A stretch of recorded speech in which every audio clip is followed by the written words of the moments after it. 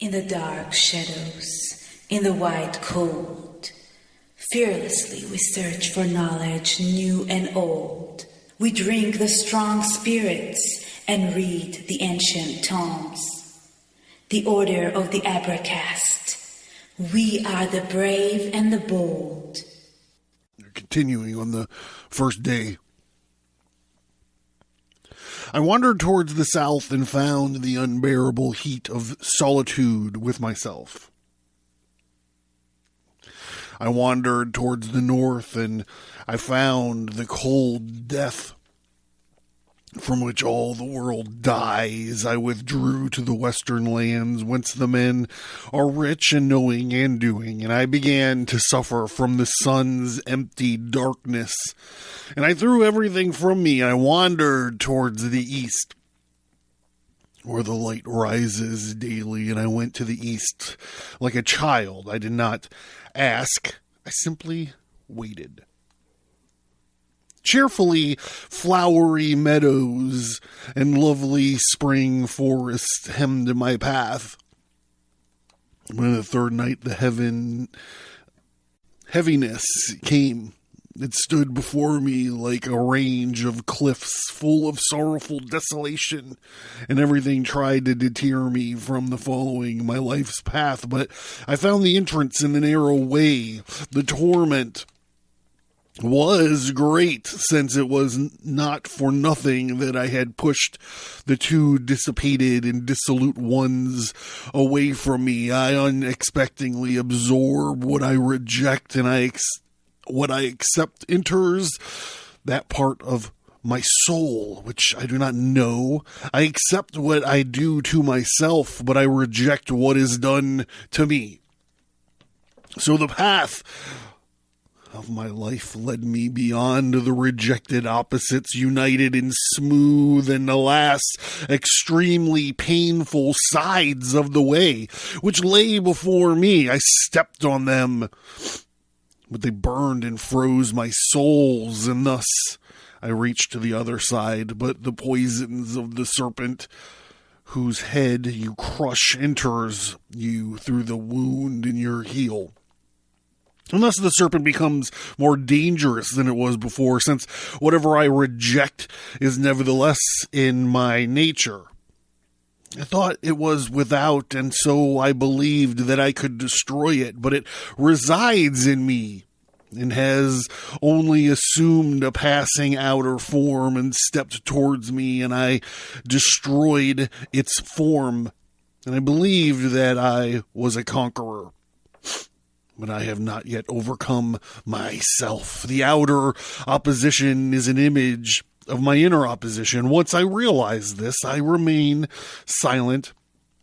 And I think of the chasm of antagonism in my soul. The outer oppositions are easy to overcome. They indeed exist, and nevertheless, you can be united with yourself. They will indeed burn and freeze your souls. God, that's brilliant. But only your souls. It hurts, but you continue to look towards distant goals. So I arose to the highest point, and my hopes wanted to look out towards the east. A miracle happened as I moved towards the east. From one of the east hurried towards me, and I strove towards the sinking light. I wanted light. He wanted night. I wanted to rise, and he wanted to sink. I was dwarfish like a child, while he was enormous like an extremely powerful hero. Knowledge lamed me, while he was blinded by the fullness of the light. And so we hurried towards each other, he from the light and I from the darkness, he strong and I weak, he God, I serpent, he ancient, I utterly new. He unknowingly, I knowing. He fantastic, I sober. He brave, powerful, I cowardly and cunning. But we were both astonished to see one another on the border between morning and evening. The Abracast. occult, history, conspiracy, and violence.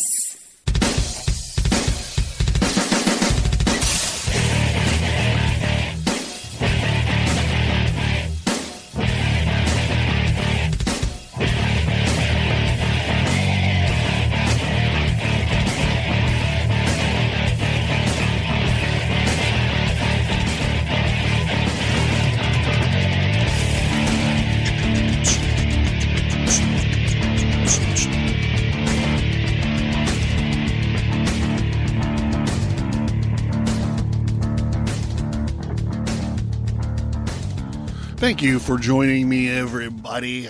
This is the Abracast, and I'm John Towers. And we're continuing... What? God, you really did it yourself this time, Towers. So we're continuing our look through the Carl Gustav Jung's book, one of his books, The Red Book. So, after the election and all of that stuff, as we started stumbling into 2021, I thought, maybe we need to kind of check ourselves. Maybe we need to do, everyone is talking about uniting, but when they're talking about it, the only way they're talking about it is unite with us. Do what I say. So I thought maybe that I needed to do something sort of monumental to sort of talk about, this book. This book is, a guy who's having he calls it a schizophrenia. He's a guy having a psychological crisis. The time that he wrote this book was right after he kind of had his falling out with Freud, from what I understand. So he's going through this psychological crisis, or this schizophrenia, and he develops this kind of way. It's kind of like an imaginative play. He kind of figures out this way to do waking dreams, so he can have these conversations with these parts of himself, like this Red Rider and this death and all of these, Gilgamesh and the hero archetype and the prophet archetype and Salome and these things. He starts doing this kind of exercise or something where he's having these waking dreams so he can communicate with these archetypical parts of himself. And one of the first things he does is he meets his soul and he talks with her. And I thought, that after the fallout of this shit show with 2020 and COVID and Trump and Biden and all of this stuff, maybe we should take a break and talk about kind of relocating our souls. This cancel culture, all of this nonsense is not. It's not us. It's not American. It's not this is not our culture, and I chose to combat this by tackling this book about this poor son of a bitch who's running around in these dreams prophesizing the coming of World War I, at the same time dealing with all this shit. And we're seeing here, like right in smack dab in these few paragraphs I write in the cold open, where it's all about the magic work, right? It's all about the reunification of opposites. And if you listen to the show for a while, we've talked about this many different ways. Alchemically, we've talked about it. Gnostically, hermetically, we've talked about it. Thelemically, Aleister Crowletically, we've talked about it. It just comes up over and over and over again. And then with this, we have a nice hard-hitting shot of shadow work with the whole thing. So if you're like, hey, Towers, let's get back to wizards and blowjobs, buddy. And I know there's those of you out there that are telling me that, and we will in all due time.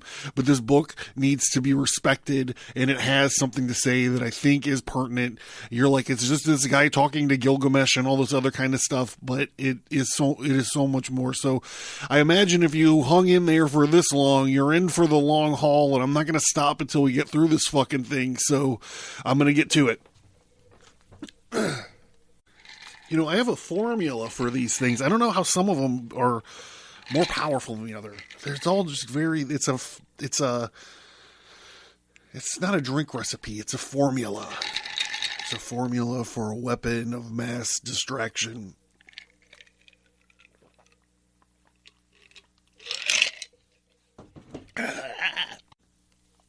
I was a child and grew like a greening tree. This is the second time that he's talked about this. And let the wind and the distant cries and commotion of opposites blow calmly through my branch. Hey, here we go. Blowjobs. You guys ordered it. Here it is. I was a boy and mocked fallen heroes, and I was a youth pushing aside their clutching grips and left and right.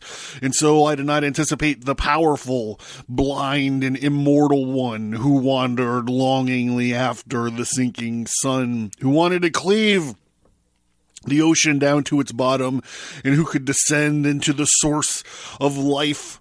That which hurries towards the rising is small, and that which approaches the descent is great, and hence I was small, since I simply came from the depths of my descent. He's on his way up. This guy's on his way down. I have been where he yearned to be. He who descends is great, and it would be easy for him to smash me. A god who looks like the sun does not hunt worms, but the worm aims at the heel of the powerful one, and will prepare him for the descent that he needs. His power is great and blind, and he is marvelous to look at and frightening, but the serpent finds its spot, a little poison, and that great one falls. The words of the one who rises have no sound and taste bitter. It is not a sweet poison, but one that is fatal for all gods. Alas, he is my dearest, most powerful friend. He who rushes across, pursuing the sun and wanting to marry itself with the immeasurable mother as the sun does. How closely akin, indeed, how completely one are in the serpent and the god. The word which was our deliverer has become a deadly weapon, a serpent that secretly stabs. No longer do outer opposites stand in my way, but my own opposite comes towards me and rises up hugely before me, and we block each other's way. The word of the serpent certainly defeats the danger, but my way remains barred. Since then, I had to fall from paralysis into blindness, just as the powerful one fell into paralysis to escape his blindness. I cannot reach the blinding power of the sun, just as he, the powerful one, cannot reach the ever-fruited womb of darkness. I seem to be denied power while he is denied rebirth. But I escape the blindness that comes with the power, and he escapes the nothingness that comes with death. My hope for that fullness of the light shatters, just as his longing for the boundless conquered life shatters, and I had felled the strongest, and the god climbs down to mortality. The mighty one fell, he lies on the ground. Power must subside for the sake of life. The circumference of outer life should be made smaller. Much more secrecy. Solitary fire, caverns, dark wide forests, sparsely peopled settlements, quietly flowing streams. Silent winter and summer nights, small ships and carriages and secure in dwellings, the rare and precious. From afar, wanderers walk along solitary roads, looking here and there. Hurrying becomes impossible, and patience grows.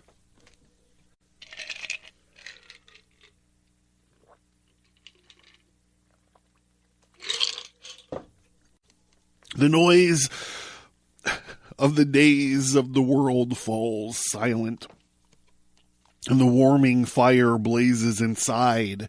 Sitting at the fire, the shades of those gone before wail softly and gives news of the past. Come to the solitary fire, you blind and lame ones, and hear of both kinds of truth. The blind will be lamed and the lamed will be blinded, yet the shared fire warms both in the lengthened night. An old secret fire burns between us, giving sparse light and ample warmth. The primordial fire that conquers every necessity shall burn again, since the night of the world is wide and cold, and the need is great. The well-protected fire brings together those from far away and those who are cold and those who do not see one another and cannot reach one another. And it conquers suffering and shatters need. The words uttered at the fire are ambiguous and deep and show life in right way. The blind shall be lamed so that they will not run into the abyss, and the lame shall be blinded so that they will not look at things beyond his reach with longing and contempt. Both may be aware of their deep helplessness so that they will respect the holy fire again, as well as the shade sitting in the hearth and the words that encircle the flames.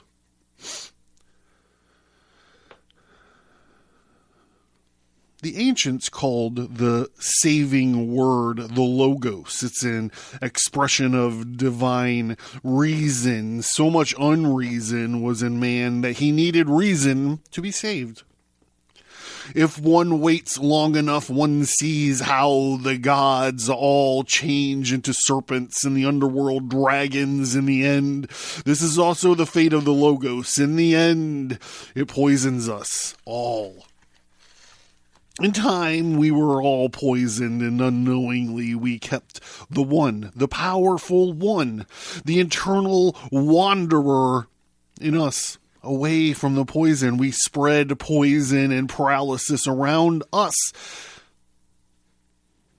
and that we want to educate all the world around us to reason. Some have their reason in thinking, others in feeling, and both are servants of Logos, and in secret become the worshippers of the serpent. You can subjugate yourself, shackle yourself in irons, whip yourself bloody every day. You have crushed yourself, but not overcome yourself. Precisely through this have you helped the powerful one, strengthened your paralysis, and promoted his blindness. We could not see it in others and inflict it upon them. They would like to force the Logos on you and on others longingly and tyrannically, with blind obstinacy and vacant stubbornness. Give him a taste of Logos.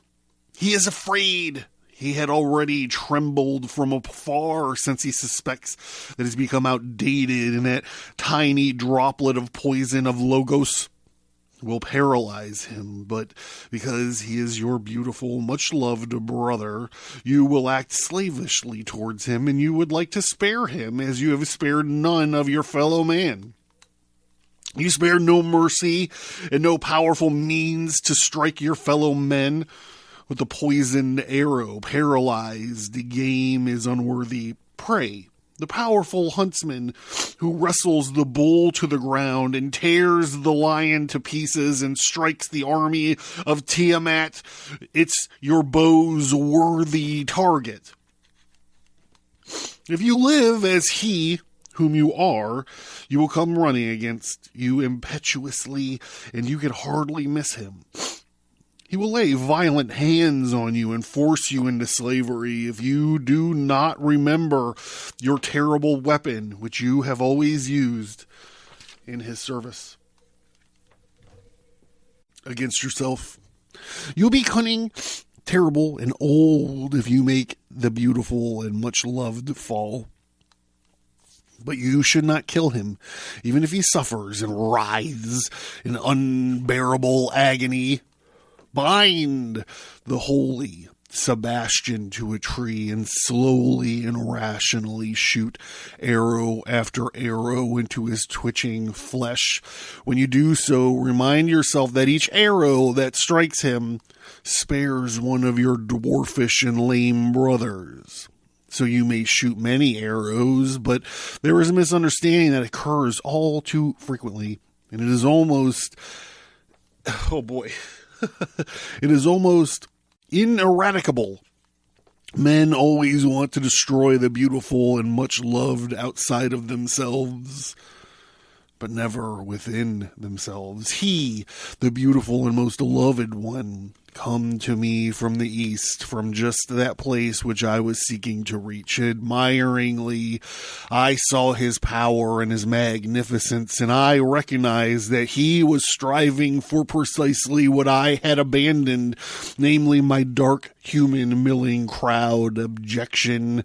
I recognized the blindness and unknowingness of his striving which worked against my desire, and I opened his eyes and lamed his powerful limbs with a poisoned stab, and he lay crying like a child, as that's what he was, a child, a primordial grown child that requires human logos. So he lay before me helpless, my blind God, he who had become half-seeing and paralyzed, and compassion seized me. It was plain to me that I should not let him die, he who approached me from the rising, from the place where he could be well, but which I could never reach.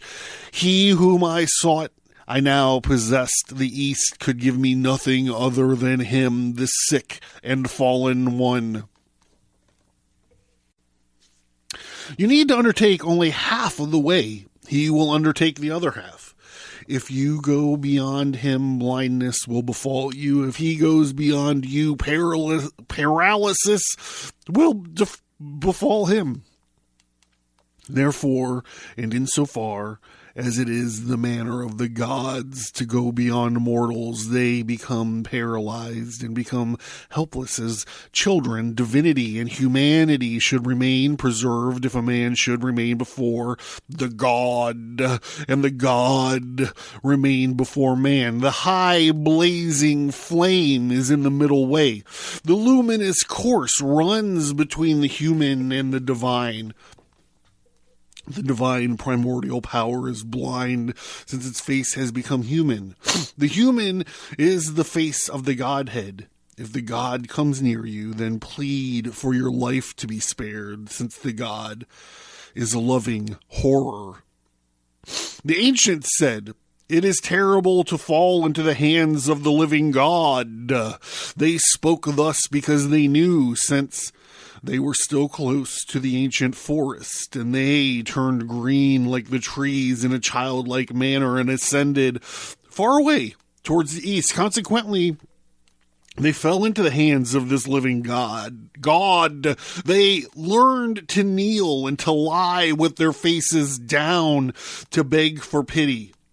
They learned to live in a servile fear and to be grateful. But he who saw him, the terrible, beautiful one with his black velvet eyes and the long eyelashes and the eyes that do not see but merely gaze lovingly and fearfully, he has learned to cry out and whimper, so that he can at least reach the ear of the Godhead. Only your fearful cry can stop the God.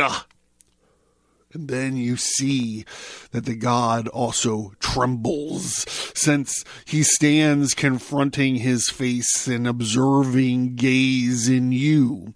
And he feels unknown power. The God is afraid of man. If my God is lamed, I must stand by him, since I cannot abandon the much loved. I sense that he is my lot, my brother, who abided and grew in the light while I was in the darkness and fed myself with poison. It was good to know such things. If we are surrounded by night, our brother stands in the fullness of light, doing his great deeds, tearing up the lion, killing the dragon. He draws his bow against ever more distant goals until he becomes aware of the sun wandering high up in the sky and wants to catch it.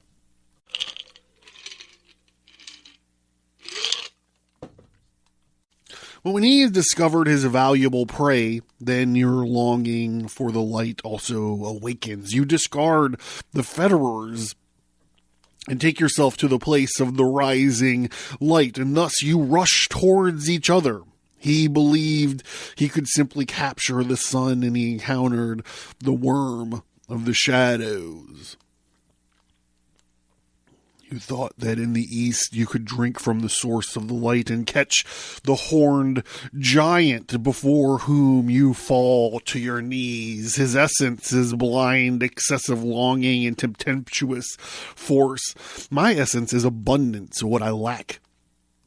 Consequently, I will also not let him go. The bull god who once wounded Jacob's hip, and whom I have now lamed, I want to make his force my own.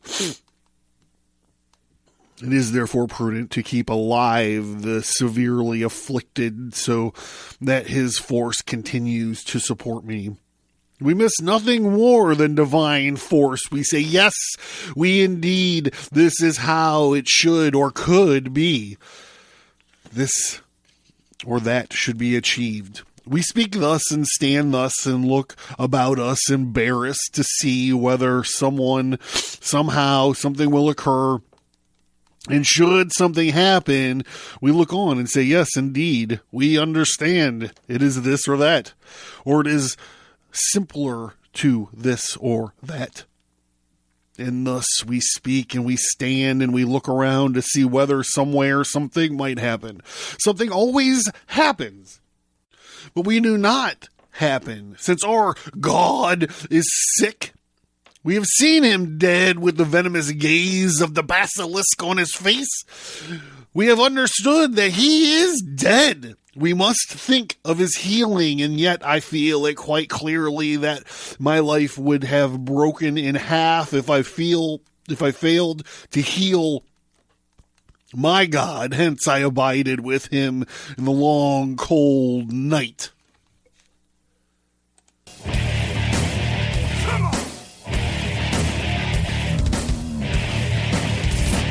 Learn more at Abracast.com. Get bonus content by signing up for the mailing list. Get all that, plus many exclusive episodes by supporting the show at Subscribestar.com.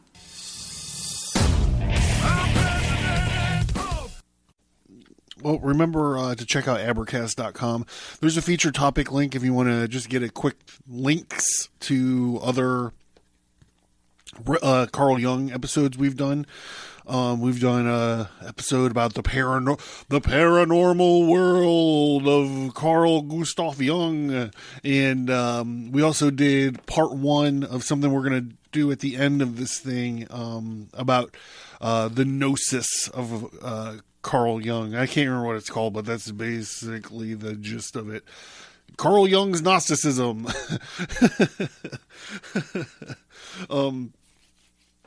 Because,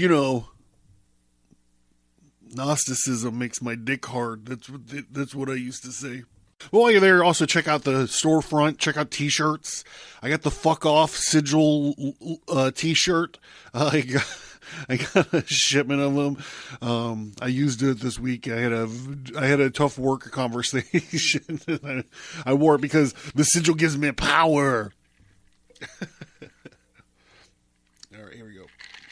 The second day.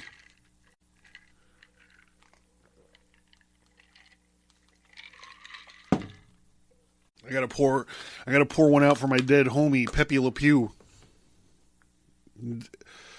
The Muppets have a trigger warning at the beginning of the episode. Fucking Dr. Seuss. Okay. All right. I'm not going to get it started. Okay. The second day. No dream gave me the saving word. Izdabar lay silent and stiff all night until daybreak. I paced the mountain ridge pondering, and I look back to my western lands where there was so much knowledge and so much possibility of help. I love Izdabar. Gentle reminder, Izdabar is another name for the character of Gilgamesh. Who, I can't believe I haven't done a Gilgamesh episode yet. What the fuck is going on? Okay. And I do not want him to wither away miserably, but where should help come from? No one will travel to hot cold path, and I am afraid to return to that path. And in the east, was there possibly help there? But what about the unknown, the dangers that loomed there? I do not want to go blind. What use would I be to Izdabar? I cannot carry this lamed one as a blind man either. Yes, if I were powerful like Izdabar, what use is science here? That's funny. I was reading this thing about Jung. I'm not a Jungian expert. When I was reading this thing about him, about how he, how was the context laid out in this thing? He felt what he was doing was, the way that he presented all the stuff he was doing was science. He was up there with Freud and the science of psychoanalytics and all of this other kind of stuff. And he wouldn't or didn't talk about her, this esoteric. He didn't talk about this, the esoteric stuff that he was doing and he was working on and subscribing and talking about these archetypes existing out of material, time, space, and imprinting, themselves on us. And I guess he was doing birth charts on his, astrological birth charts on some of his patients, which is fascinating. But he would always talk about the science of it, and he, not until at the end, I guess, did he start talking about the hermetic aspects of it, or the, I don't know, I don't know if I want to say paranormal aspects of it. The weird shit. He didn't talk about the weird shit openly, until the end. And this is why his family, or the controlling interest in his works, held on to the Red Book for so long. They were like, once people get a look at this thing, they're not going to take them not that they're not going to take him seriously, but it's a weird book, right? Like it's a weird book. It's not like The Search for Roots or Dreams and this. So they apparently held on to it for a long time, thinking that once it got published, people would be like, "Oh, he was a wizard." I just want to, besides Pepe Le Pew, I just want to take a second to toast Carl Gustav Jung and this brilliance that he had while he was going through this psychological trauma.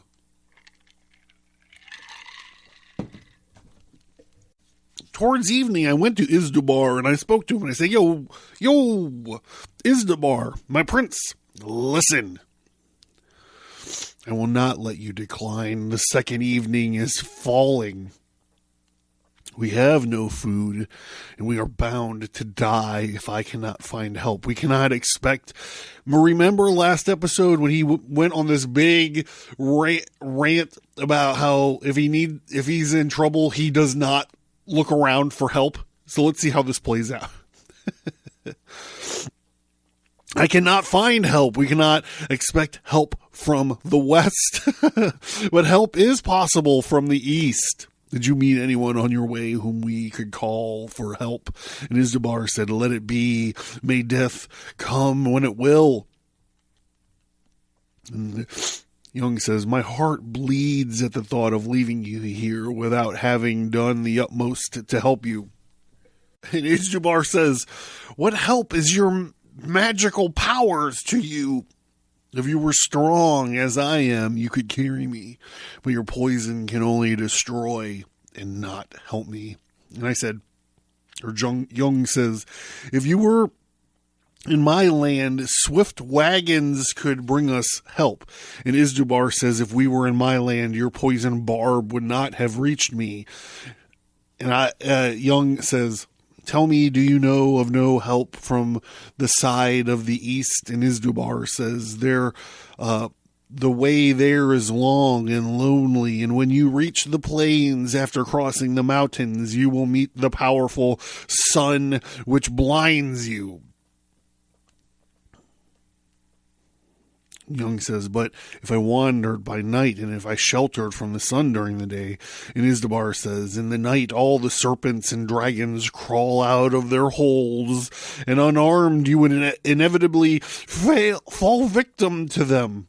Let it be, let it be, let it be, let it. How would this help? My legs have withered and are numb. I prefer not to bring home the booty of this journey. And Jung says, should I not risk everything? And Izdubar says, unless nothing is gained if you die. And Jung says, let me think this over a bit. Perhaps a saving thought will yet come to me.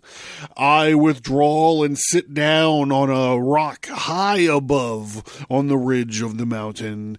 And this speech began in me. Great Izdubar, you are in a hopeless position, and I know less what can be done. It is not always necessary to act. Sometimes thinking is better.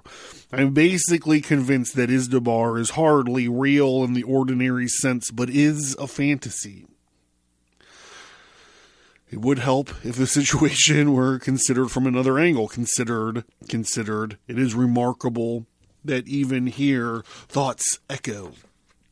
One must be quite alone, but this will hardly last. I will, of course, not accept that he is a fantasy, but instead claim that he is completely real, and that he can only be helped in a real way. Nevertheless,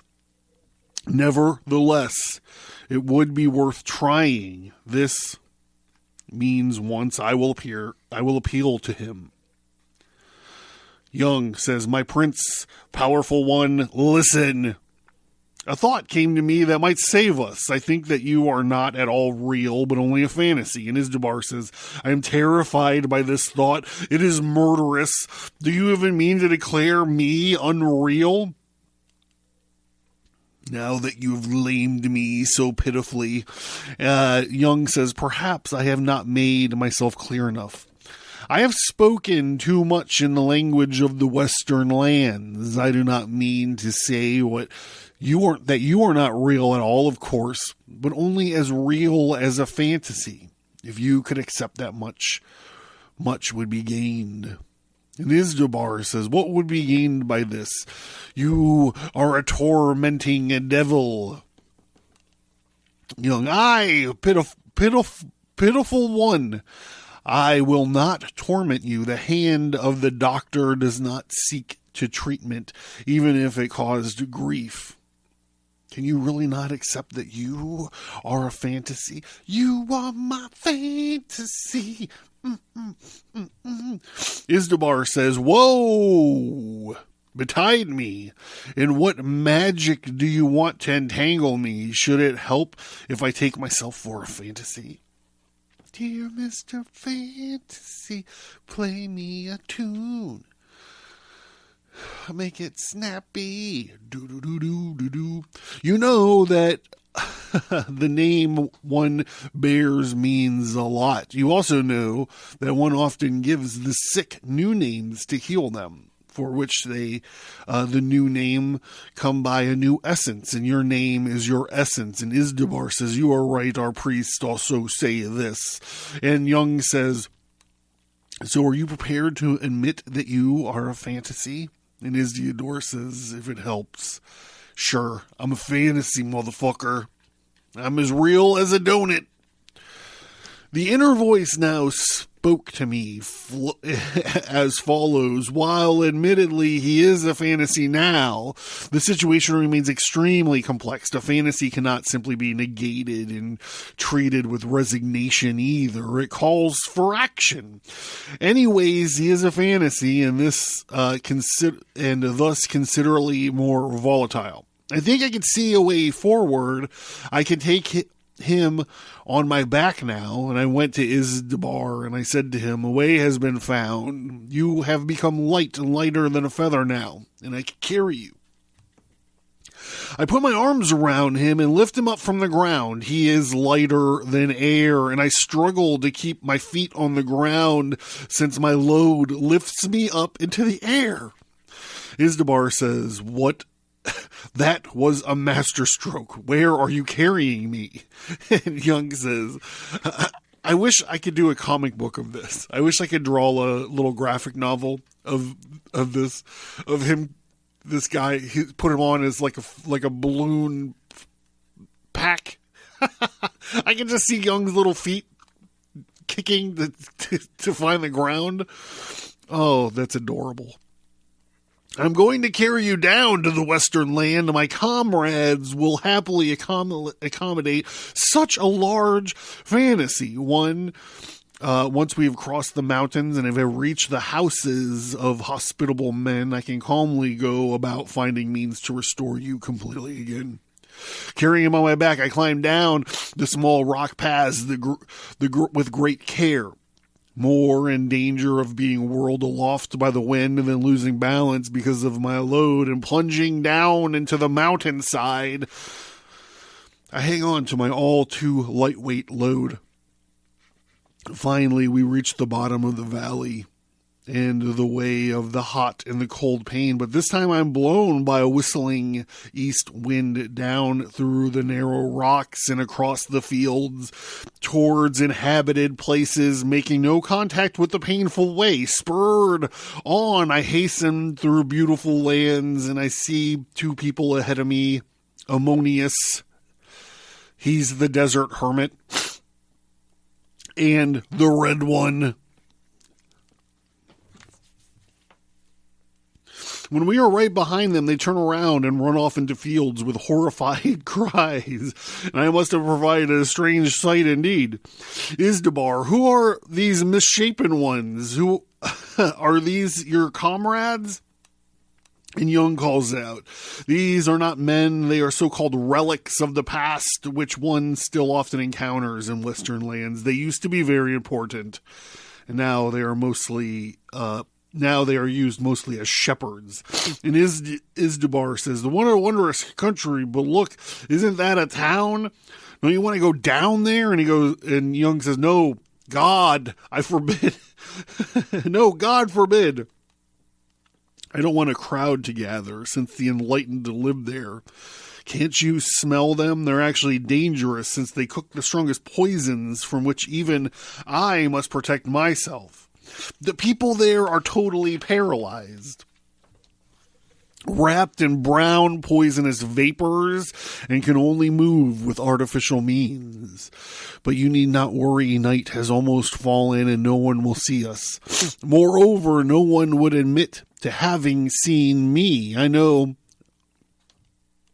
an out-of-the-way house here. I have close friends here who will take us in for the night in Isdubar, and I come to a quieter, dark garden, a secluded house. I hide Isdubar under the drooping branches of a tree, and I go to the door of the house, and I knock, and I ponder the door. It is much too small. I will never be able to get Isdubar through it. Yet, a fantasy takes up no space. Why did this excellent thought not occur to me earlier? I return to the garden with no difficulty, squeeze Isdubar into the size of an egg. I put him in my pocket and I walk around a welcoming house where Isdubar should find healing.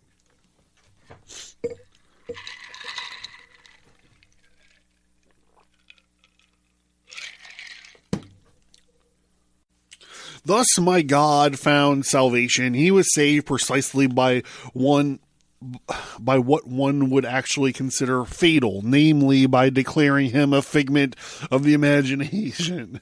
How often has it been assumed that gods have been brought to their ends in this way? It was obviously a serious mistake, since this was precisely what saved the god.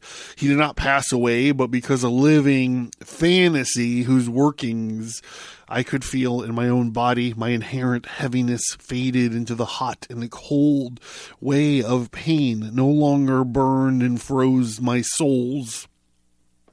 The weight no longer kept me pressed to the ground, but instead the wind carried me lightly like a feather, while I carried the giant.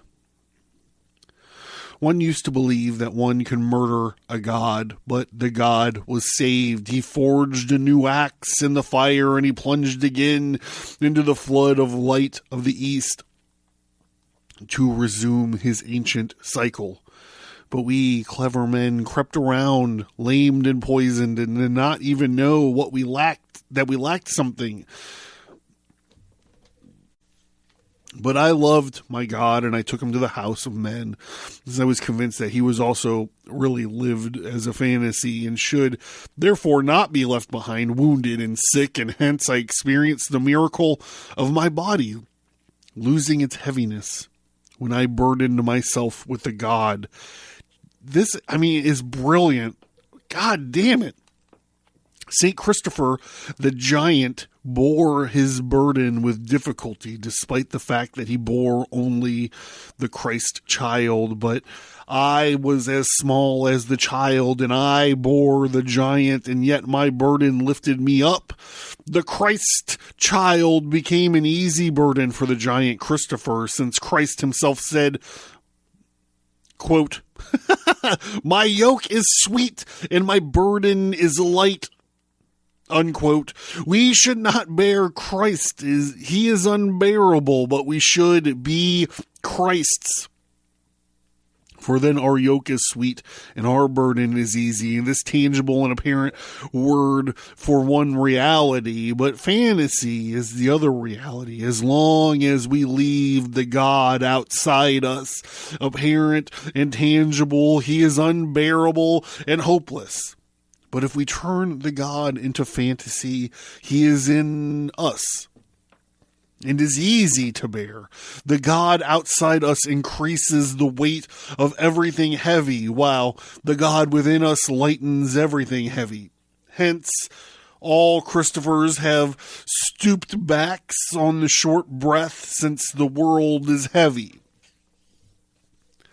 Many have wanted to get help for their sick god, and when they devoured by the serpents and the dragons lurking on by the way of the land and the sun, they perished in the overbright day, and have become dark men, since their eyes have been blinded. Now they go around like shadows and speak of the light, but see little. But their God is in everything that they do not see. He is the dark western lands, and he sharpens seeing eyes, and he assists those cooking the poisons, and guides the serpents to the heels of the blind perpetrators. Therefore, if you are clever, take the God with you. Then you know where he is. If you do not have him with you in the western lands, he will come running to you at night with clanking armor and crushing battle axe. If you do not have him with you in the land of the dawn, you will step unawares in the divine worm who awaits your unsuspecting heel. You gain everything from the God whom you bear, but not his weapon, since he crushed it. He who conquers needs weapons. He who conquers needs weapons. He who conquers needs weapons. But what else do you want to conquer? You cannot conquer more than the earth. And what is the earth? It is round all over and hangs like a drop in the cosmos.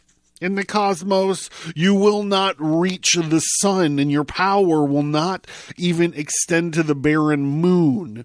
You will conquer neither the sea, nor the snow on the poles, nor the sand in the desert, but only a few spots on the green earth. You will not conquer anything for any length of time. Your power will turn to dust tomorrow, for above all, at the very least, you must conquer death. You must conquer death, so do not be a fool. Throw down your weapon. God himself smashed his weapon. Armor is enough to protect you from fools. You still suffer from the need to conquer. God's armor will make you invulnerable and invisible to the world's fools. Take your God with you. Bear him down. Take your God with you. Take your God with you. Sorry, I gotta take notes here. Bear him down to your dark land where people live who rub their eyes each morning and yet see only the same thing and never anything else. Bring your God down to the haze, pregnant with poison. But not like those blinded ones who try to illuminate the darkness with lanterns, which it does not comprehend. Instead, secretly carry your God to a hospitable roof. The huts of men are small, but cannot welcome the God despite their hospitality and willingness. Oh boy, here we go. Hence, do not wait until the rawly bungling hands of men hack your God to pieces, but embrace him again lovingly until he has taken on the form of his first being. Let no human eye see the much loved, terribly splendid one in the state of his illness and lack of power. Consider that your fellow men are animals without knowing it, so long as they go to pasture, or lie in the sun, or suckling their young, or mate with one another. They are beautiful and harmless creatures of dark Mother Earth, but if the God appears, then they begin to rave, since their nearness to God makes people rave. They tremble with fear and fury, and suddenly attack one another in fratricidal struggles, since no one senses the approaching God in the other. So conceal the God that you have taken with you. Let them rave and maul each other. Your voice is too weak for those raging to be able to hear. Thus, do not speak and do not show the god, but sit in solitary placing and sing incantations in the ancient manner. Set the egg before you, the god, in his beginning, and behold it, and incubate it with your magical warmth of your gaze. I'm John Towers. I'm the Abracast. This is the Abracast, and I've been John Towers. I'll see you for the incantations here in a few seconds.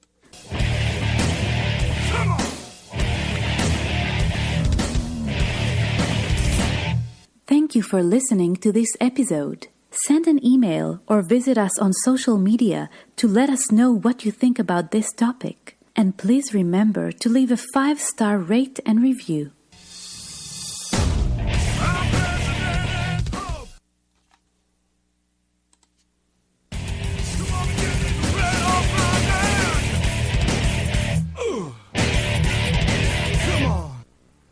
If you're considering supporting the show on Subscribestar, let me tell you a little bit about what's going on over there. The Degree of the Red Archive, which is the $1 a month. You get access to some bonus audio, but there's also 50 plus hours of archived episodes. These are older episodes. They're not on the stream anymore. It's the only place to find them is in the Red Archive.